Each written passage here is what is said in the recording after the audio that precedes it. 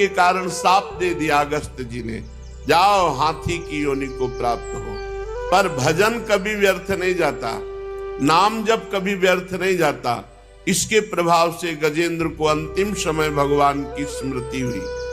जब समझ लिया कि अब बस मरने ही वाला हूं, उसी समय भगवान आए और ग्राह को भी और गजेंद्र को भी, दोनों का उद्धार किया। भगवान के सामने ही ग्राह शरीर त्याग कर तेजोमय गंधर्व स्वरूप को प्राप्त होकर अंतर ध्यान हुआ, क्योंकि देवल ऋषि के शाप से गंधर्व ही ये ग्राह बना हुआ था। और गजेंद्र ने भी शरीर त्याग किया और चतुर्भुज नारायण रूप पार्षद रूप धारण करके भगवान के वैकुंठ धाम को गया। श्री सुखदेव जी कहते, परीक्षित, ये गजेंद्र मोक्ष की जो लीला सुनते हैं, उनके संकटों का नाश हो जाता है, उनके पापों का नाश हो जाता है। सो मैंने तुम्हें सुनाया। अब आगे के रैवत मनवंतर की कथा सुनो। पांचवें मनु का नाम था रैवत।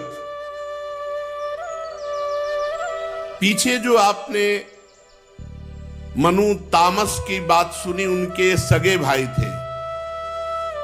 इनके अर्जुन, बलि, विंध्य आदि कई पुत्र थे।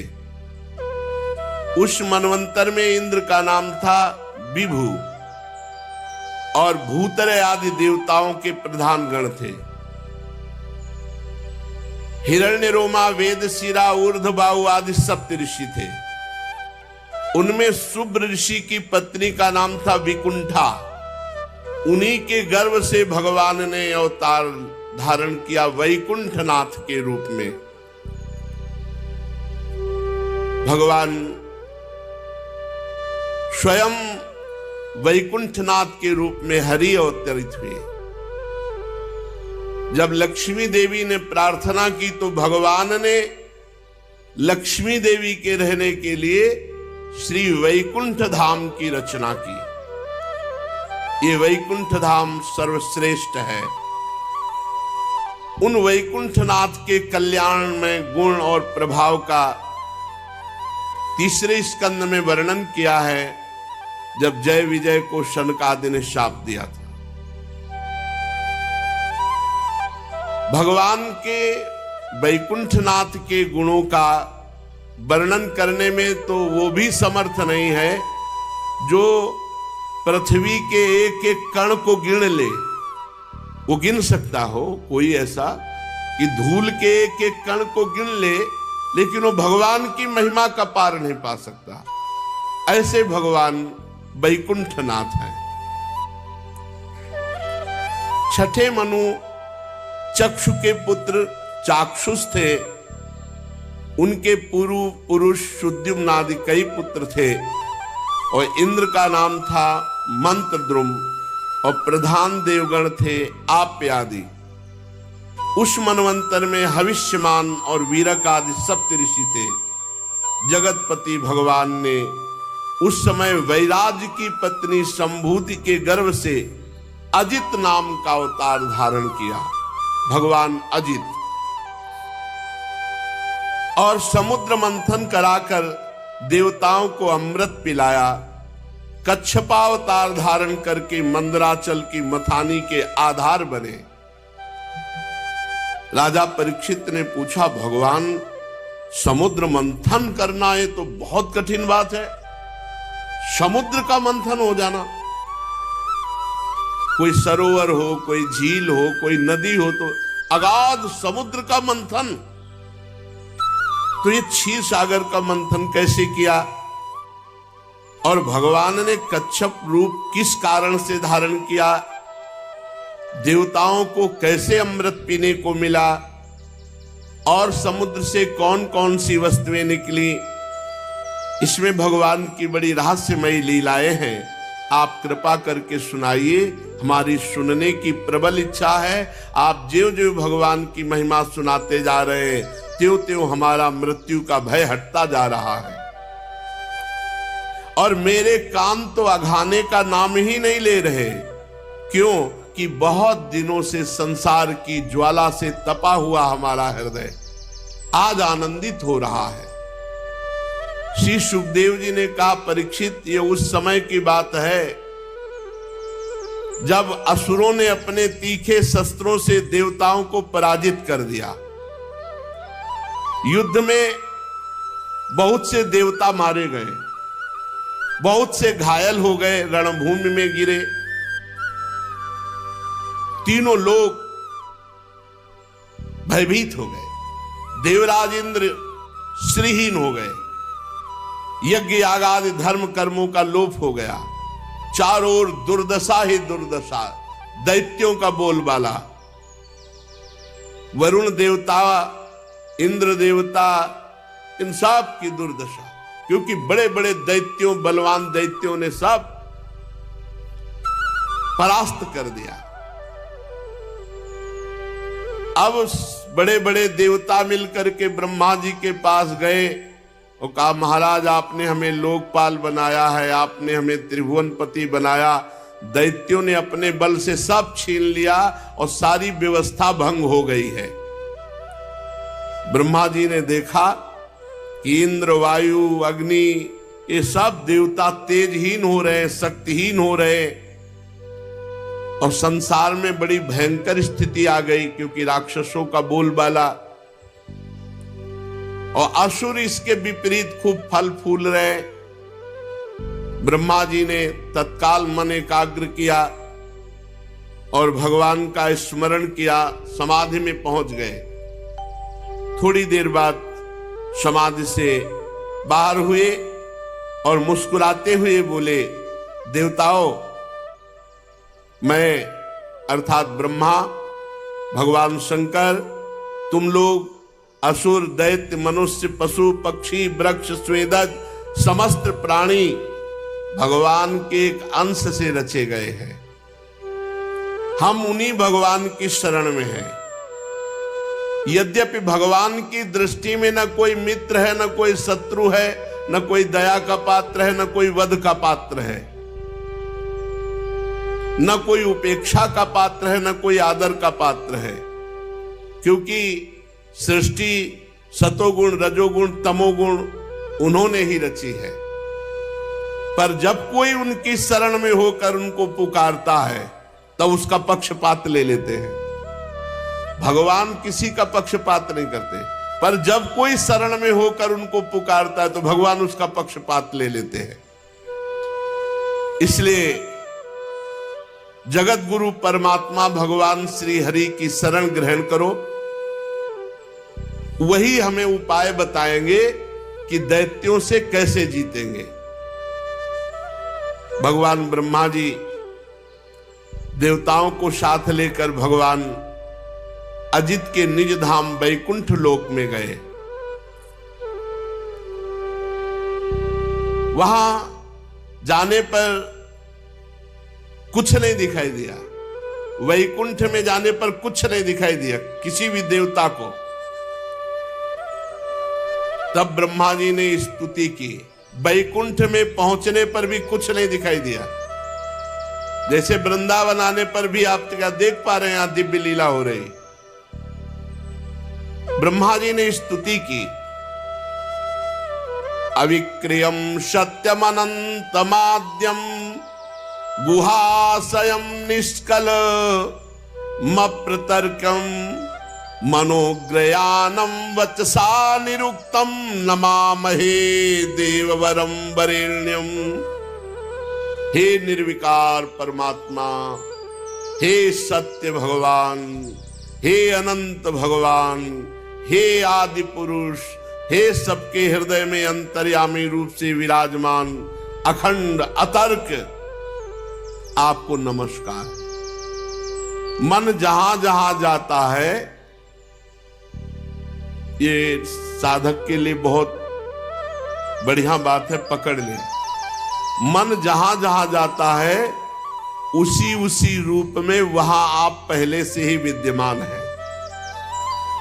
इसलिए जहां जहां मन जाए वहीं भगवत भाव करके प्रणाम करो, मन एकाग्र होने लगेगा।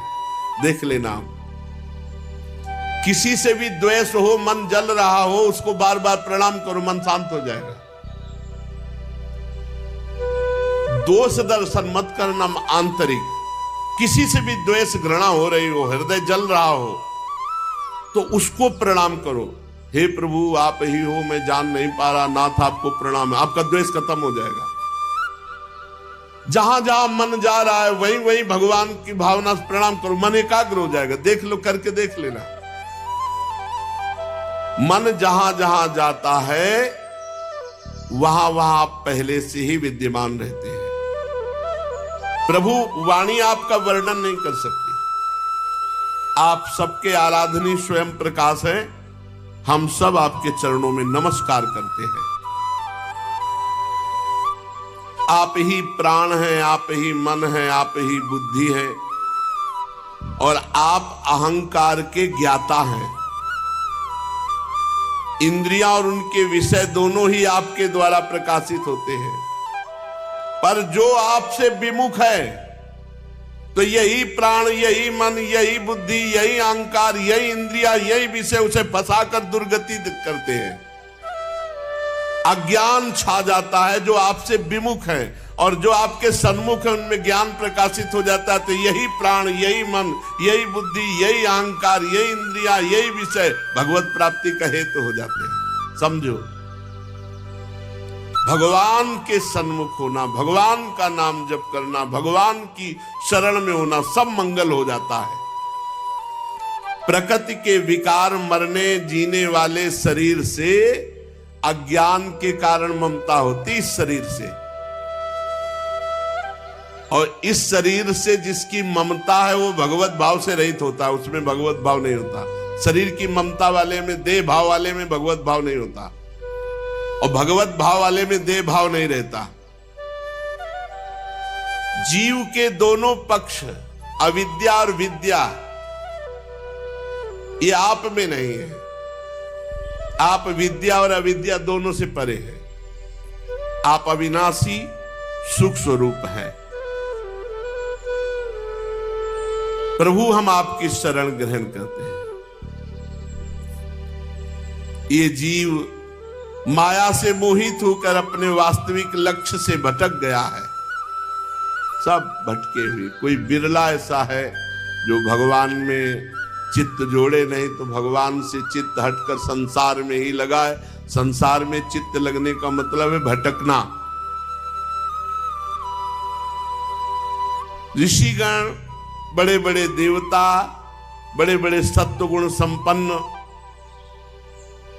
ये बाहर भीतर सब जगह खोजते रहते हैं आपको, पर आपकी कृपा के बिना वो आपको नहीं प्राप्त कर सकते। जैसे हम वैकुंठ में आ गए, पर वैकुंठ में कुछ नहीं दिखाई दे रहा। आपकी कृपा से ही देखा जा सकता है पक्का। यही प्रिया प्रीतम खेल रहे, यही है, पर देखो कहां दिखाई दे रहे। वैकुंठ पहुंच गए, वैकुंठ में पहुंच गए ब्रह्मा जी, पर वहां कुछ नहीं दिखाई दिया। भगवान की स्तुति की, भगवान को प्रसन्न करने के लिए स्तुति की।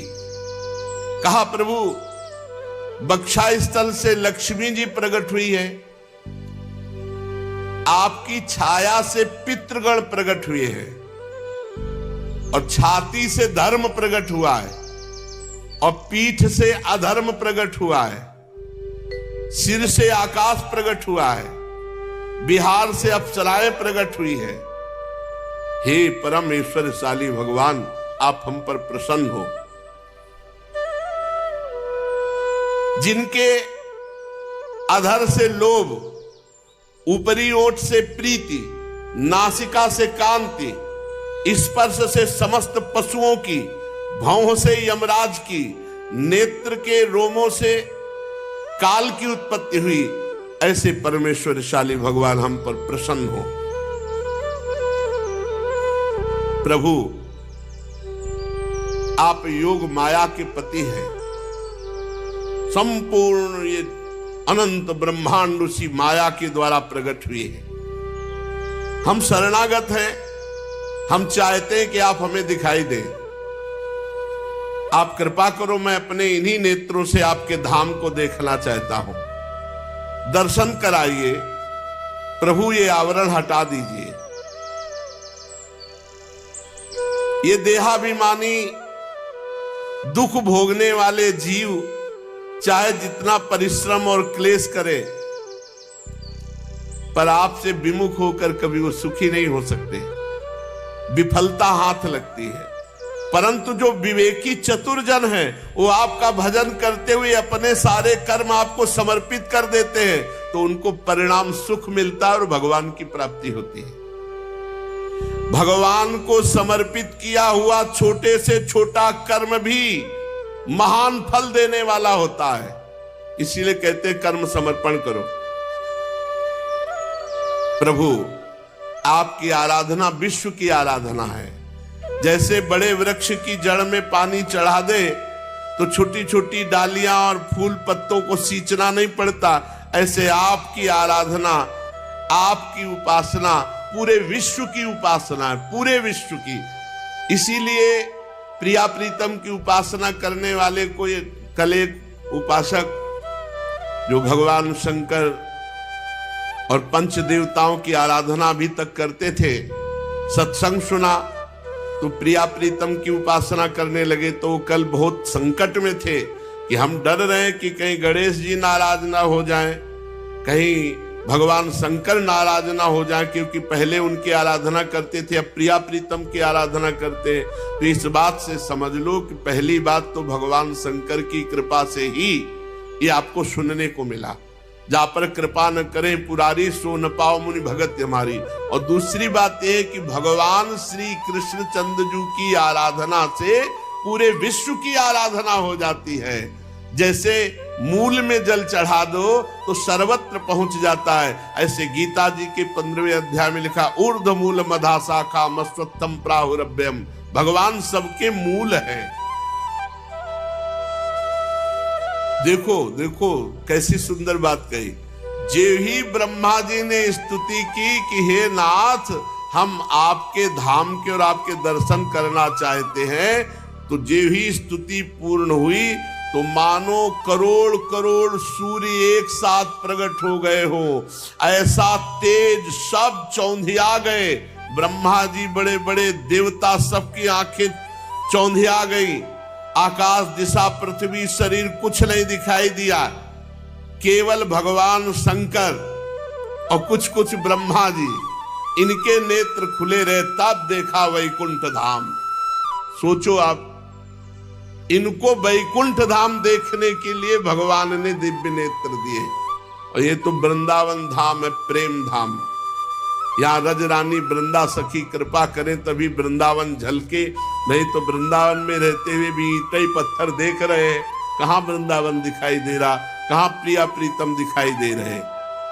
फिर देखा कि वैकुंठ धाम में मरकतमणि के समान स्वच्छ श्यामल शरीर, कमल के भीतरी भाग के समान सुकुमार, नेत्रों में लाल लाल डोरियां, चमकते हुए सुनहले रंग का रेशमी पीतांबर, सर्वांग सुंदर, शरीर के रोम रोम में प्रसन्नता फूट पड़ रही है। धनुष के समान टेढ़ी भौहें, बड़ा ही सुंदर मुख, सिर पर महामणिमय किरीट, भुजाओं में बाजूबंद, कानों में झलकते हुए कुंडलों की चमक पड़ने से कपोल और भी सुंदर दमक रहे हैं। मुख कमल खिला हुआ, कमर में करधनी की लड़ियां, हाथों में कंगन, गले में हार और चरणों में नूपुर शोभायमान थे। वक्षा स्थल पर श्रीवत्स चिन्ह, गले में कौस्तुभ मणि बनमाला ये धारण किए हुए थे। भगवान के निज पार्षद सुदर्शन चक्र आदि ये मूर्तिमान होकर सेवा कर रहे थे। सभी देवता पृथ्वी पर गिरकर साष्टांग दंडवत किया। फिर भगवान शंकर और ब्रह्मा जी हाथ जोड़ करके बोले, हे प्रभु, जन्म स्थिति और प्रलय ये आप से ही होते हैं, पर आप इनसे संबंध नहीं रखते। जो प्राकृत गुणों से रहित मोक्ष स्वरूप परमानंद के महान समुद्र हैं, सूक्ष्म से भी सूक्ष्म है, जिनका स्वरूप अनंत है, ऐसे ईश्वरशाली प्रभु हम लोग बार बार आपको नमस्कार करते हैं।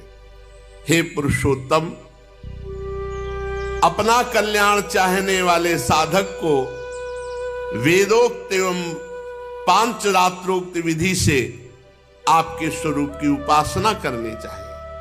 प्रभु विश्वमय स्वरूप में आप व्याप्त हैं, पर आपकी कृपा के बिना कोई नहीं देख सकता। जैसे हम बैकुंठ में पहुंच गए, पर आपकी कृपा के बिना ना बैकुंठ देख पाए और ना आपको। परम स्वतंत्र, आदि मध्य अंत रहित और आदि मध्य अंत युक्त इस माया से इस संसार की रचना करते हैं।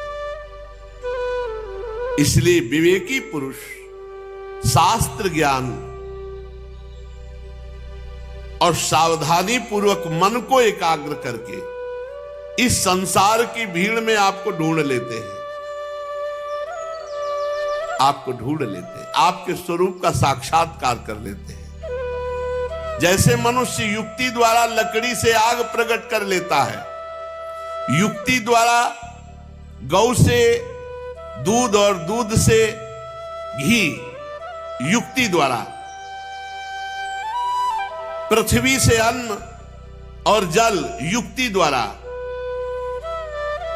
आजीविका, युक्ति द्वारा, वैसे ही भक्ति योग ज्ञान योग के द्वारा युक्तियों से आपको इसी संसार में प्राप्त कर लिया जाता है। यही है आप। जैसे दूध में घी है, पर युक्ति के द्वारा दूध उबालो, दही जमाओ, दही मंथन करो, मक्खन निकालो, फिर घी निकल आएगा। ऐसे ही भगवान है समस्त संसार में। साधना करो, खूब नाम जप करो, संत महापुरुषों का संग करो, उनकी कृपा प्रसाद से बुद्धि शुद्ध होगी। यही सब में देखो गोस्वामी तुलसीदास जी को दर्शन हो रहा, सी राम मैं सब जग जानी। गोपी जनों को दर्शन हो रहा, जित देखूं तित श्याम मई।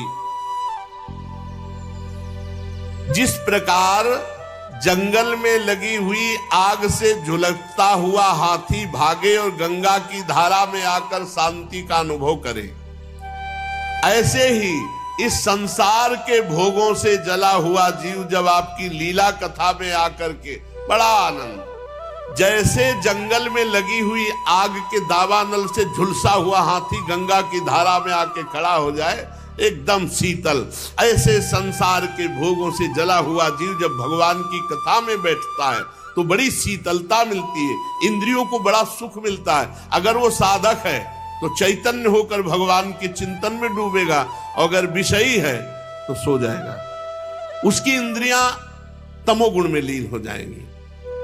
प्रभु हम आपके चरणों की शरण में हैं। मैं ब्रह्मा, भगवान शंकर, अन्य देवता, ऋषि, दक्ष प्रजापति, ये आप ज्वाला की चिंगारी हैं। प्रभु आप आदेश दीजिए कि इस समय जगत का मंगल कैसे होगा। ब्रह्मा आदि देवताओं ने जब इस प्रकार भगवान से विनय की तो भगवान समस्त देवता और जगत का मंगल करने के लिए बोले, ब्रह्मा, महादेव और देवताओं, तुम लोग सावधान होकर सुनो, तुम्हारे कल्याण का उपाय जो हमने निश्चित किया है। इस समय असुरों पर काल की कृपा है, इसलिए तुम विजय नहीं प्राप्त कर सकते, काल असुरों के अधीन है। अब राजनीति कहती है, प्रीति नीति अलग होती है, राजनीति अलग होती है। राजनीति कहती है कि तुम असुरों के पास जाओ और हाथ जोड़ो और उनसे दोस्ती करो, संधि करो, ये राजनीति कहती है। क्योंकि इस समय उनका बल बढ़ा हुआ, वो गुरु को, शुक्राचार्य जी को रिझा चुके हैं, गुरु प्रसन्न, काल उनके पक्ष में है, उन पर युद्ध करके विजय प्राप्त नहीं किया जा सकता। जाओ, हाथ जोड़ो, उनके सामने झुक कर जाओ और उनसे संधि करो, ये नीति कहती है। प्रीति में अलग होता है, नीति में अलग होता है। जब विभीषण जी आए तो भगवान ने राजनीति की रक्षा करने के लिए सुग्रीव से पूछा कि क्या किया जाए, ये विभीषण आया है।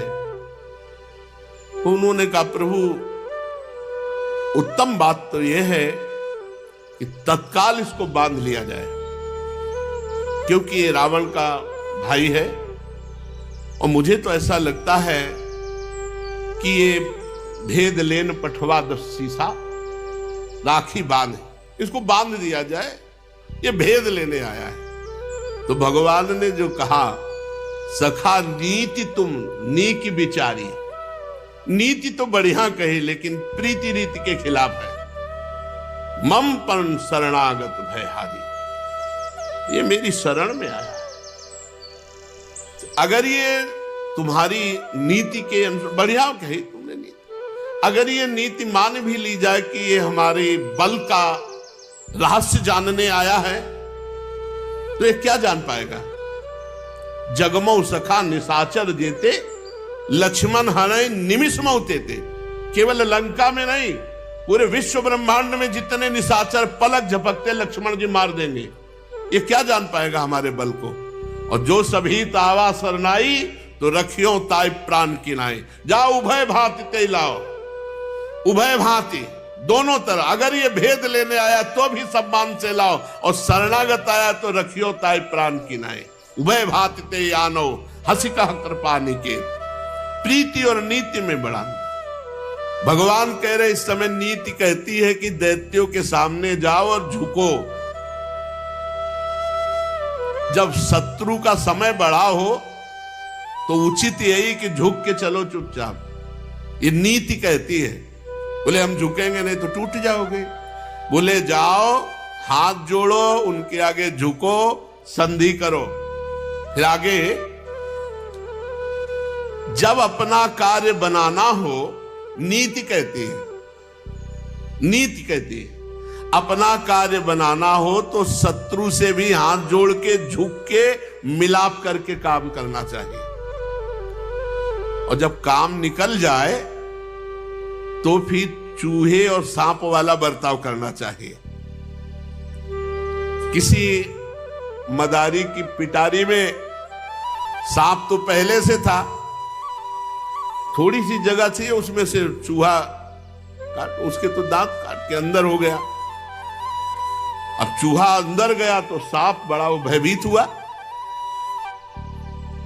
सांप ने उससे कहा कि देखो तुम हमारे घर में आए हो, अतिथि हो, चिंता मत करो, थोड़ा छेद बड़ा कर दो, हम दोनों बाहर निकल जाएंगे, हमारा तुम्हारा कोई झंझट नहीं।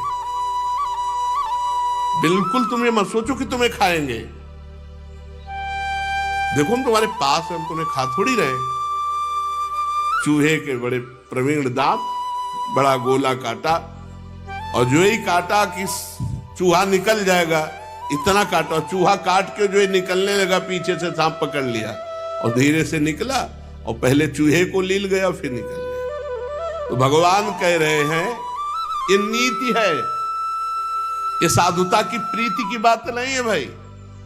नीति और प्रीति में अंतर है। बोले देवताओं, इस समय नीति कहती है कि दैत्यों के हाथ जोड़ो, जरूरत पड़े तो पैर छू लो, मित्रता करो, और जब अपना काम बन जाए तो सांप चूहे वाला बर्ताव कर लो। ये अपने लोगों के लिए नई शिक्षा है। इसे राधा राधा राधा कपट कहते। भगवान शिक्षा दे रहे हैं, ये इस समय नीति का प्रयोग कर रहे हैं, राजनीति का प्रयोग कर रहे हैं। जैसे महाभारत में कूटनीति का प्रयोग है, बड़ी विचित्र कोटि के जाल हैं। ये प्रीति है, इसमें सीधा है, इसमें छुपाव छल कपट नहीं है। देखो, जब दैत्यों से तुम मित्रता करोगे और समुद्र मंथन किया जाए मिल करके, और उससे अमृत निकले, तो अमृत पीकर तुम देवता अमर हो जाओगे, फिर मार डालना दैत्यों को। तो प्रभु क्या करना होगा अमृत मंथन के लिए?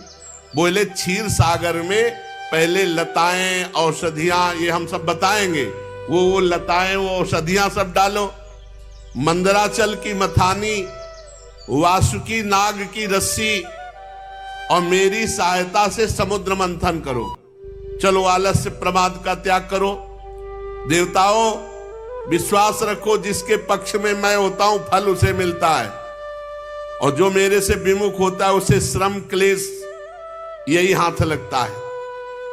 असुर लोग जो जो शर्त चाहे वो शर्त स्वीकार कर लेना, शांत रहना, क्रोध मत करना, हाथ जोड़ना, झुक के रहना, भगवान ने नहीं। काम बनाना हो तो शत्रु के सामने ऐसे झुक के रहो, भगवान ने आदेश किया। देखो, सबसे पहले समुद्र मंथन में कालकूट विष निकलेगा, तुम घबराना नहीं। समुद्र में और भी वस्तुएं निकलेंगी, लोभ मत करना, मैं जिसको इशारा करूं वही लेगा। और वो वस्तु ना मिले तो क्रोध मत करना, झगड़ा बीच में मत शुरू कर देना, नहीं मारे जाओगे जब तक अमृत ना निकले। भगवान ने पक्का देवताओं को किया। अब देवाधिदेव भगवान श्री हरि का आदेश, और उसी समय बैकुंठ और बैकुंठनाथ सब अंतर्ध्यान हो गए, फिर दृष्टि में नहीं आए। ये बात समझो, भगवान का ये दिव्य धाम है वृंदावन धाम, ये महापुरुषों के सामने प्रकट हुआ है। अगर हम उसी पद्धति से चलेंगे तो हमारे को भी प्राप्त होगा। और नहीं, प्रगट वृंदावन पकड़े रहो, ये पहुंचा देगा दिव्य वृंदावन। प्रगट वृंदावन को पकड़े रहो, ये दिव्य वृंदावन में पहुंचा देगा। उसी समय अंतर ध्यान हो गए सब जो थे, उसी दिशा को प्रणाम किया जिधर श्री भगवान वैकुंठनाथ। कौन उनकी लीला को समझ सके। ब्रह्मा शंकर आज बार बार उधर नमस्कार किए और अपने लोकों को चले गए। अब देवताओं के साथ देवराज इंद्र बिना अस्त्र शस्त्र के बलि जी की सभा में जब देखा दैत्य सेनापतियों ने कि बिना अस्त्र शस्त्र के वो हाथ जोड़े आ रहे हैं, तो एकदम सब खड़े हो गए और बंदी बनाने के लिए। लेकिन दैत्यराज बलि सबको रोक दिया कि पहले देख रहे हो कोई अस्त्र शस्त्र नहीं, हाथ जोड़े नम्रता से, तो बंधन में डालने की आवश्यकता, क्या बात करते हैं। उन्होंने दैत्यों को रोक दिया। देवता इंद्र के साथ बलि के समीप पहुंचे। तीनों लोकों के स्वामी बलि असुर सेनापतियों से सुरक्षित सिंहासन पर बैठे थे। नीचे खड़े होकर देवराज इंद्र, यद्यपि बहुत बुरा लग रहा था क्योंकि ये भी त्रिभुवनपति छीन लिया उनका सिंहासन, पर भगवान ने सिखाया था कि मीठे मीठे वचन हाथ जोड़ के देवराज इंद्र बड़ी मधुर वाणी से बोले कि हम दोनों मिल जाते हैं और मिल करके समुद्र मंथन करते हैं, उसमें बड़ी बड़ी दिव्य वस्तुएं निकलेंगी और अमृत निकलेगा, फिर अमृत बांट कर पी लेंगे। तो अरिष्ट नेमी, संबलासुर, ये बड़े बड़े जो राक्षस थे, उन्होंने बलि जी की तरफ देखा, इशारे में कहा कि अमृत निकलेगा, बूंद देवताओं को नहीं देंगे, हम सब पी लेंगे, हाँ बोल दो। और भगवान उधर बोल चुके थे कि बूंद उधर नहीं मिलेगा, सब तुम्हें पिला देंगे, जाओ तुम हाथ जोड़ो। तो जिधर भगवान उधर ही विजय। देवता और असुरों ने आपस में संधि के दस्तखत कर लिए, समझौता हो गया, मित्रता हो गई। अब सब मिलकर अमृत के लिए, समुद्र मंथन के लिए उद्योग करने लगे। भगवान ने जो जो औषधियां लता बताई थी वो उखाड़ उखाड़ कर समुद्र में डाली गई। अब देवता और दैत्य मथानी, मंदराचल पहाड़ सब उखाड़ करके पहाड़ को चलने की कोशिश किए, फिसल गया पहाड़ तो पहाड़ ही है। हजारों लाखों देवता दैत्य चटनी हो गए। मंदराचल पर्वत सबके उत्साह भंग हो गए कि अब तो समुद्र मंथन नहीं हो पाएगा। भगवान वहां प्रकट हुए, अजित भगवान। मंदराचल पर्वत को ऐसे उठाया, जो पिसे हुए देवता दैत्य थे, अमृत दृष्टि से देखा, उनको जीवित किया। सबके हाथ पैर जो टूट गए थे वो भी सब पुनः सही हो गए। भगवान ने कहा सब उत्साह पूर्वक, अरे अभी तो कुछ नहीं हुआ, चलो। इंद्र आदि देवता भी सब हार गए थे। भगवान ने उन सबको भी शक्ति प्रदान की। पूरा समुद्र मंथन भगवान से हो रहा है। स्वर्ण का था मंदराचल पर्वत, जिन असुरों के देवताओं के कमर टूट गए, कंधे टूट गए, जांग टूट गई, मन टूट गया, भगवान ने ऐसे उठाया, मंदराचल गरुड़ पे रखा और सबको पुष्ट किया। बोले चलो वही समुद्र के समीप, तुम्हें नहीं ले चलना पड़ेगा। देखते देखते खेल खेल में भगवान ने मंदराचल को समुद्र पे उतार दिया। अब नागराज वासुकी को कहा, देखो समुद्र मंथन में अमृत निकलेगा, तुमको भी पिलाएंगे, तुम रस्सी बन जाओ, लिपट। वासुकी ये नागराज है, भगवान शेष जी के भाई है, महान बलशाली है। वासुकी नाग की रस्सी बनाई गई। अब मंदराचल की मथानी और समुद्र मंथन के लिए उद्यत हुए। भगवान ने इशारा किया देवताओं को, मुख की तरफ लगो, मुख की तरफ। देवता मुख की तरफ लग गए। असुरों ने कहा ये तो बेइज्जती हमारी, सांप के पूंछ का निकृष्ट भाग होता है, हम पीछे थोड़ी लगेंगे, हम कोई नीची ओली हैं। छोड़ दिया, समुद्र मंथन नहीं होगा। भगवान ने देवताओं से कर लगो, विवेक का प्रयोग किया भगवान ने, यहां विवेक का। सांप के मुंह से जे भी रगड़न होगी तो विष निकलेगा, तो सब झुलसेंगे।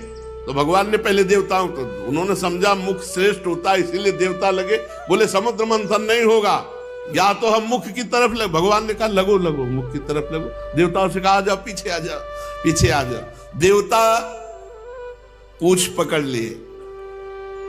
दैत्यों ने कहा, देखो ऊंचे वंश में हमारा जन्म हुआ है, सबसे बड़े वीर हम हैं, इसलिए श्रेष्ठ भाग हमारा। भगवान ने कह दिया था जो कहे वही मानते जाना। देवता चुपचाप खड़े हो गए पूंछ की तरफ, बड़े प्रसन्न हुए देवता, बच गए। अभी मंथन शुरू हो गया तो इनके फणों से विष निकलेगा। अब अमृत प्राप्ति के लिए पूर्ण मंथन शुरू हुआ। आगे जो हुआ सो शेष चर्चा आगे सुने। श्री राधा वल्लभ लाल की जय।